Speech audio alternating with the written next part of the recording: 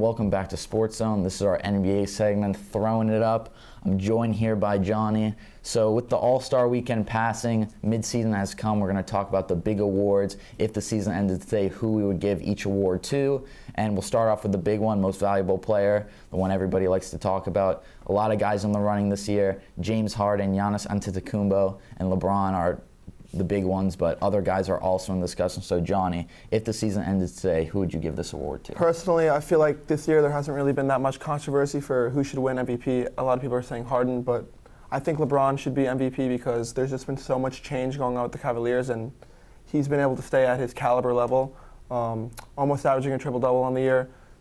With his new squad, with George Hill, Rodney Hood, he's been able to integrate them well. They won 4 straight right away, so I would say LeBron.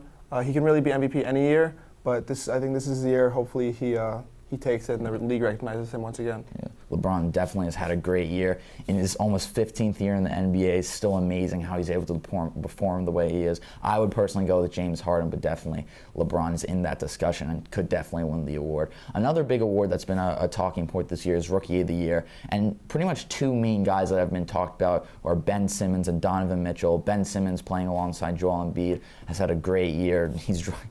He's dropped many triple-doubles. He has a great year. But also, you look at Donovan Mitchell for the Utah Jazz, who has propelled them to that big winning streak. So, Johnny, out of these two guys, who would you give the award to? Right. This is a really tough award to predict who's going to win because statistically, Ben Simmons has had a rookie year similar to Magic Johnson. And we all know how Magic Johnson's career ended up to be. But I would probably give it to Donovan Mitchell just because after the Jazz are losing Gordon Hayward, not having him on the year after going to the Celtics, obviously, he's propelled them to a 10-game win streak. He's averaging over 20 points a game, I'm pretty sure. So I'll probably give it to Mitchell, but I wouldn't be surprised if Ben Simmons took it down. And Ben Simmons is not really a rookie, which is another thing. He's came into the league last year. Yeah. So that's another thing. But Donovan Mitchell, I hope he wins the award. I think it'd be good for him. Yeah, I tend to agree. Donovan Mitchell, who's had an unbelievable year. Really, nobody saw it coming when he was drafted 13th overall, how great he would be, but he certainly proved the haters wrong, and he's had an unbelievable year, winning the dunk contest as well. So I would also give that award to Donovan Mitchell. And another big award that's been talked about is Coach of the Year. Many people have been saying Brad Stevens of the Boston Celtics has been doing well, but there have been a lot of teams this year who many didn't expect to do quite so well, even the Utah Jazz with Donovan Mitchell, with Quinn Snyder as coach, but have done well. So, Johnny, out of all the teams that you think have overperformed maybe their rosters, who would you give Coach of the Year to? I could see Brad Stevens winning it, but I don't think he deserves it just because last year the Celtics were good, and then they got Kyrie this year, so Kyrie makes them better, which makes me believe Stevens didn't really have to do much coaching-wise. So I would probably give it to Tom Thibodeau of the Timberwolves, just because they had a new roster this year and they are top 5 in the West right now, and they're all starting to put it together. Towns is having a great year. Jeff Teague's even having a great year, and he statistically has not been good in the past. So probably Tom Thibodeau. Yeah, Thibodeau certainly has done well this year. He did well with the Chicago Bulls when he was there at Derrick Rose, and again, sort of replicating success with this Minnesota Timberwolves team. So definitely he is somebody that could be in the discussion.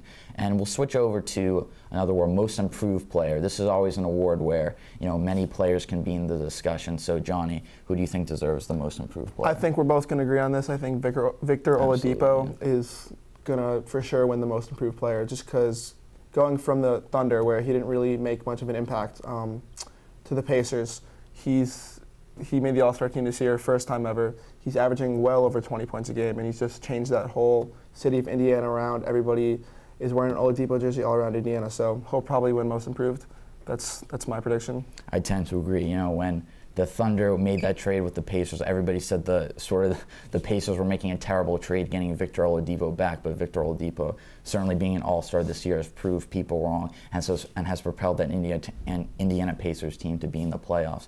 And we'll finish off the last award, Defensive Player of the Year. This is another award where usually dominated by the big guys because of blocks, but certainly some guards and small forwards could be in the discussion this year. So, Johnny, who do you think deserves Defensive Player of the Year? I want to ask you who you think, because I'm not really big on defense. I see Paul George winning it. He's leading the league in steals, but who do you think, personally? I mean, Paul George definitely is in the discussion. I also think Draymond Green has got to be in the discussion every year because he's so good defensively. Personally, I would give it to Draymond Green, but definitely Paul George could be in that discussion. I think Paul George. I think he'd be a good choice for Defensive Player of the Year. Yeah. Paul George certainly played well this season, especially on the defensive end. That Thunder team, which started off the year slow, has played a little better, and Paul George definitely, his defensive prowess, a big reason for that. And we'll finish off the segment by talking about an incident that happened last night in the game between the Thunder and the Golden State Warriors.